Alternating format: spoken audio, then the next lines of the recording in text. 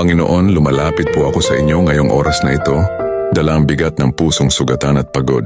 Kayo po ang nakakakita ng mga luha na hindi nakikita ng iba at nakakaramdam ng sakit na hindi namin kayang sabihin. Lord, sa mga panahong hindi namin maintindihan ang mga nangyayari, turuan mo kaming magtiwala sa plano mo. Kapag masakit na, kapag parang hindi na namin kaya, yakapin mo po kami ng iyong kapayapaan. Gabayan mo kami, Panginoon, na sa halip na magtanim ng galit, ay matutong magpatawad. Sa halip na mawala ng pag-asa, ay matutong umasa muli. At sa halip na tumingin sa sakit ay tumingin sa pag-ibig mo.